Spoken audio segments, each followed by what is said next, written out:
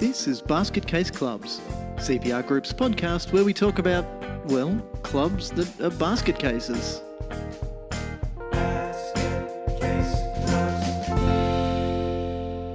Welcome to Basket Case Clubs, CPR Group's first podcast for 2020. I'm Steve Connolly, Director of Sport and Community Development with CPR Group.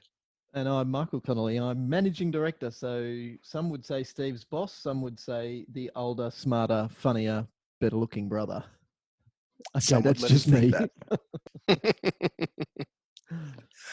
Like everyone in the world, we're shocked, stunned and amazed at what's going on with respect to the coronavirus. But we really believe that there are things we can do right now to help minimise the impact of this crisis on clubs and associations. Yeah, the crisis presents a good opportunity, doesn't it, for the clubs that are really resilient to show that when the going gets tough, the tough keep going and keep getting stronger. Nice. There was almost a song in that. Yeah. The word resilience is one that you have been focusing on, Mick, and I think that it probably provides a really good theme for tonight's discussion. Yep, because I reckon that in time we'll look back on this as the greatest challenge that our generation has faced. And already today I've heard talk of this being worse than the Great Depression. So I think we're going to just smash recession out of the ballpark and go straight to depression pretty quickly.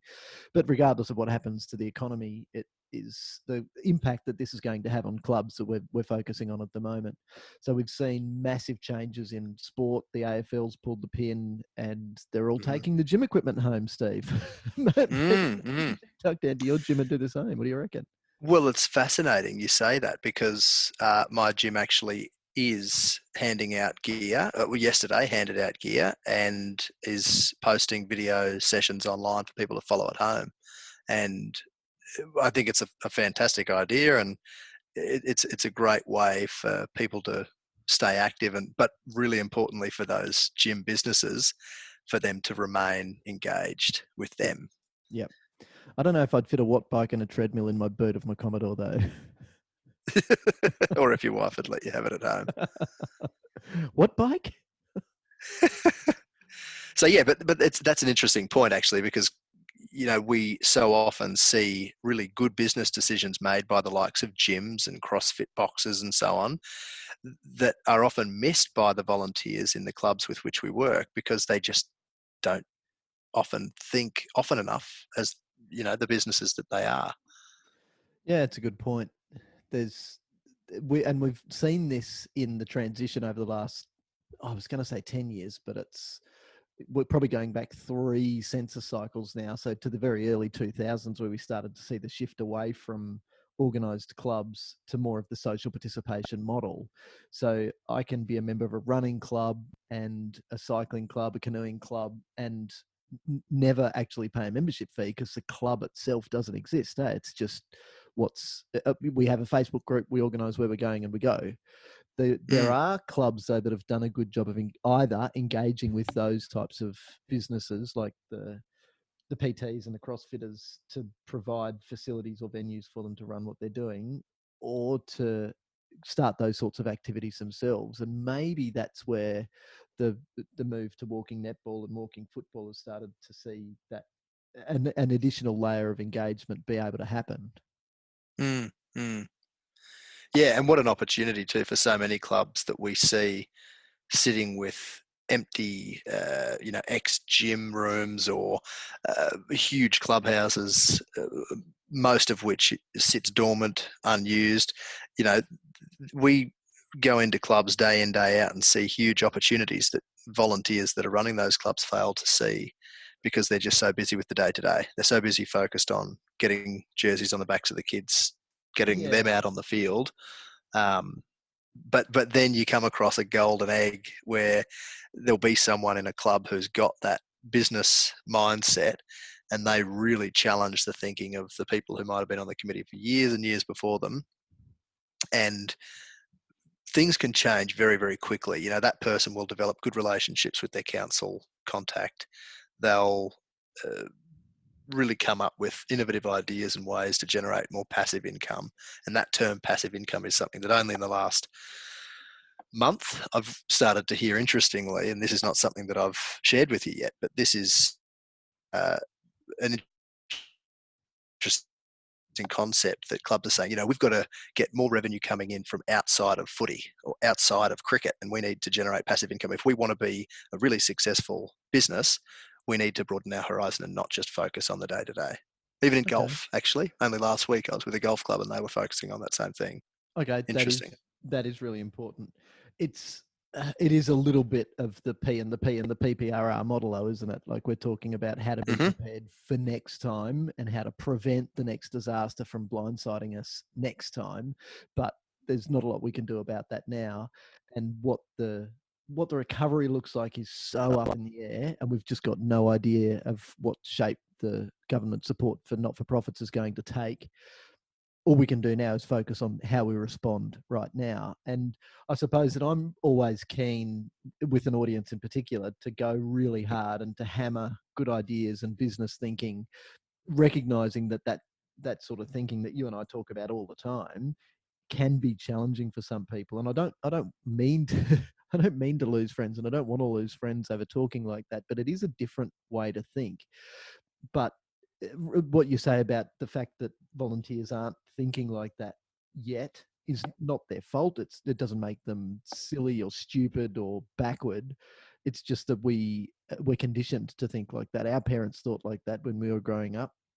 Their parents thought like that when they were growing up. So typically, and you and I have worked with volunteers who are much younger than us now, who are just falling into step. Hey, they're getting into their positions on a committee and going, this is what that we do. And they accept such a different standard than we do in the rest of our lives. But all that being said, we've got to be careful about now. What we're focusing on is how we respond in the lead up to the beginning of the recovery. So the recovery is who knows how long away, but there is yet the chance for us to respond right now. So I suppose that the stuff that we're talking about is exactly the sort of stuff that we're sitting here on an internet chat doing this, and it's fine. We're able to communicate with each other and come up with some ideas, and some of which we've never talked about or even thought about before. And we're now doing this at work. You were talking before we started about how many phone calls and internet meetings people are going to be having where there is a dog in the background, and that's just the way it is. Or a kid stumbles into the meeting and says, "Mom, what's for lunch? I'm hungry now." And very quickly, that'll be people's new normal. Even this afternoon, I was talking with a client in a remote Indigenous community, and she had kids in the background and, yelling, and she was responding to them at the same time as talking with me, which she can do because she's a woman and can multitask. And it was normal. She didn't even make a comment about it. Yeah. So very quickly, we'll fall into line with a new normal.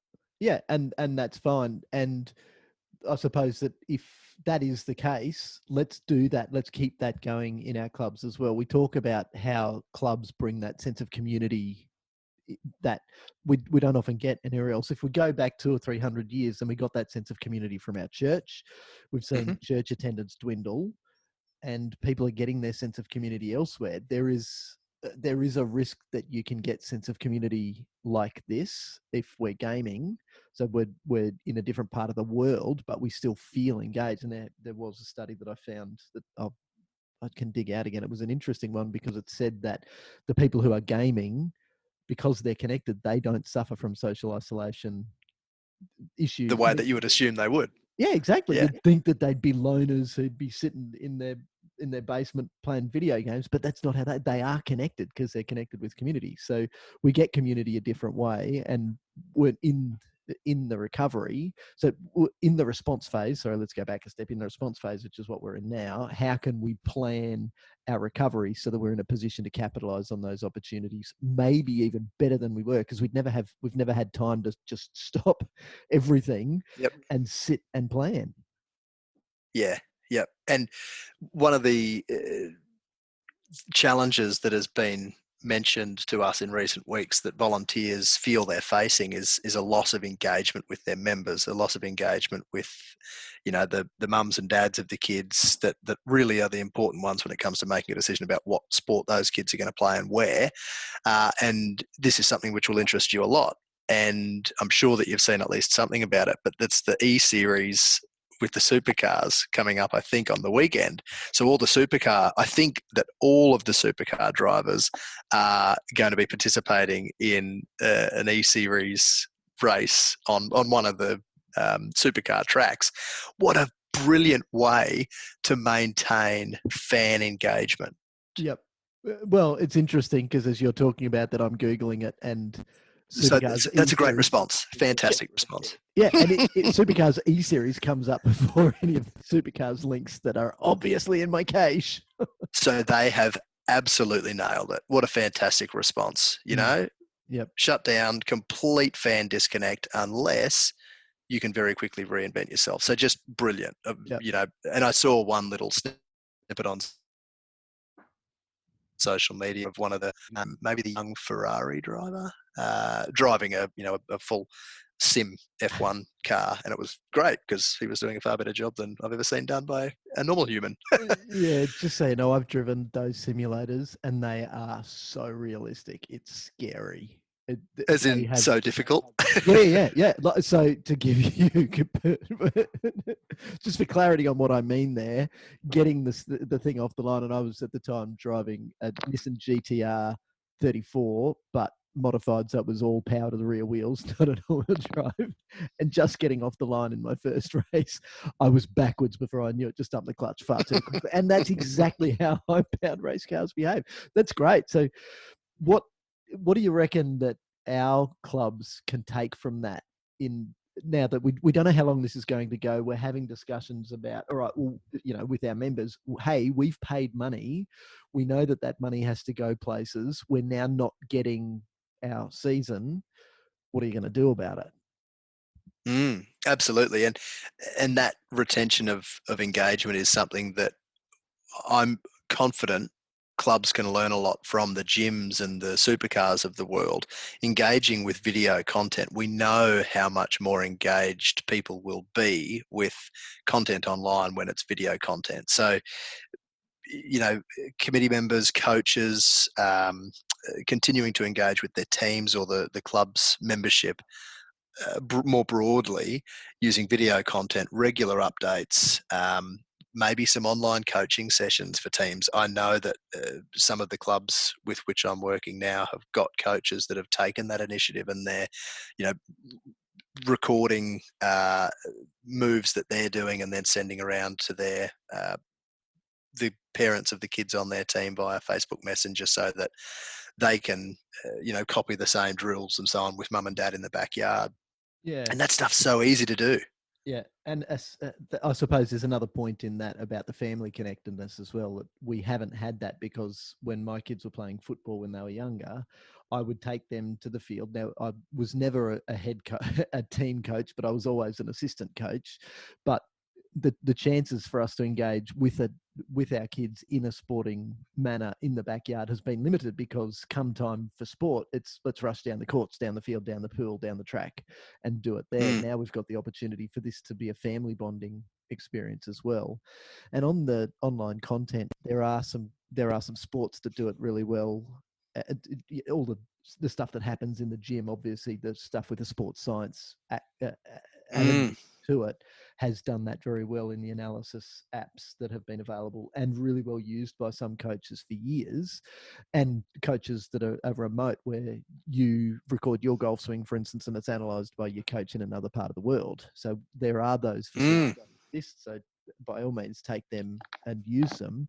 But the main piece of advice that I've been enjoying giving is and the stuff that I've seen on social media just today has been really just awesome production. So fantastic lighting, fantastic camera work, fantastic footwork, no doubt, from the coaches demonstrating these skills.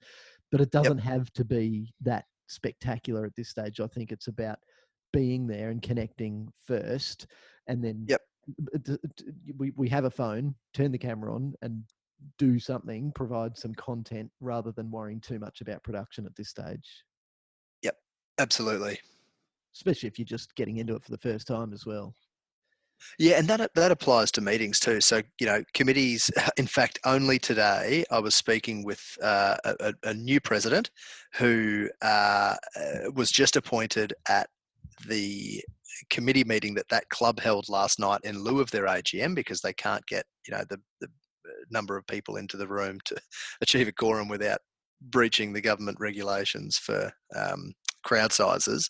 So this bloke was appointed to the position of president last night, but he made the really heartfelt comment to me that he had made to everyone else last night when he turned up, and he said, I've got to say, turning up and taking on this role of president, I'm feeling a bit flat. I don't feel really enthusiastic about this, given everything that's going on.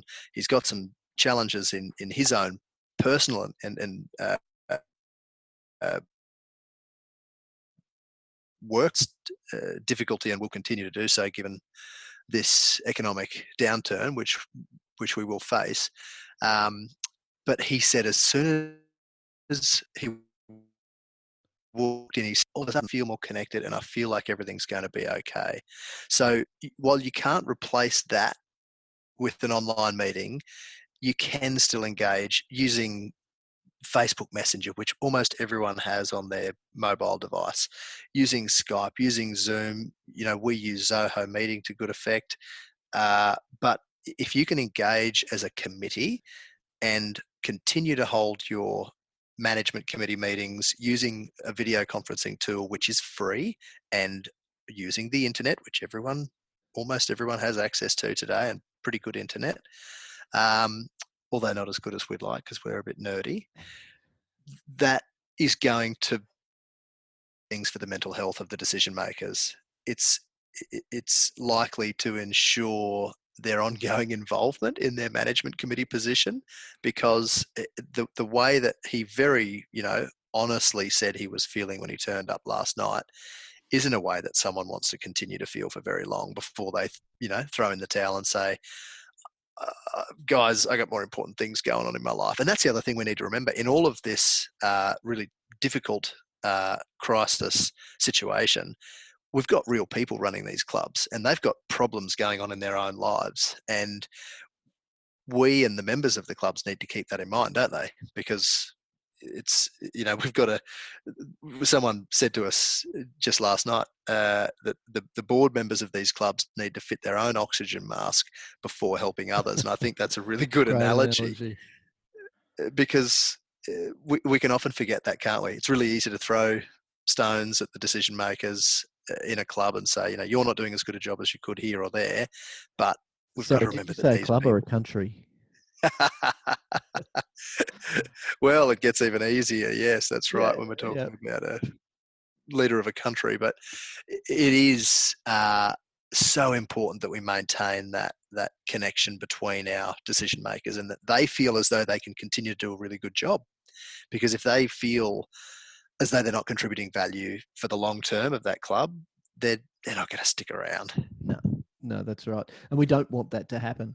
So to finish off this little chat that we've had, I've thoroughly enjoyed this little session together, Steve. We don't get enough of the time to just shoot the breeze. Ramble. No, we're solving the problems of the universe, and just watch. This will become an ongoing thing. One red wine at a time, yeah. And it's interesting because the idea for this podcast has been well developed, and we've had a few other sessions already recorded, but we decided not to release them because of the changing environment and how quickly things have shifted. But calling it basket case clubs was to look at situations that all of our team faces every day with basket case clubs who, despite their best efforts and despite great upbringing, they still don't feel equipped to deal with the problems that the universe throws at them every day. And that's everything from a disgruntled member to an AGM where we don't know how to deal with the elections because the Constitution's silent on something. We're nerdy when it comes to that sort of stuff, and so we see people face the same problems unnecessarily. But we're all basket case clubs now, so things have changed so quickly. So we'll leave those recorded episodes and maybe release them down the track when we find out what normal looks like when we get into the second R, the recovery phase. But I think that now, to get back to the first R, the response, it's about how clubs band together. And from our perspective, we work mostly with the decision makers, as you say, the committee members and the doers who do the majority of the the off-field stuff. You remember we call them the off-field champions.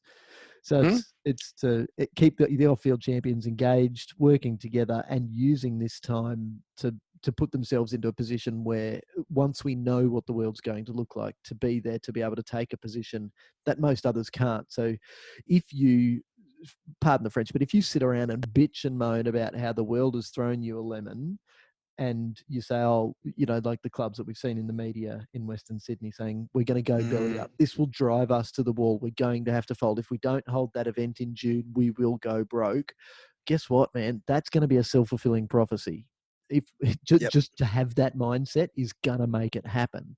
So this is the time to say, I don't know what's going to happen. And I was thinking when we were out for a walk this afternoon, I'm not scared of the dark.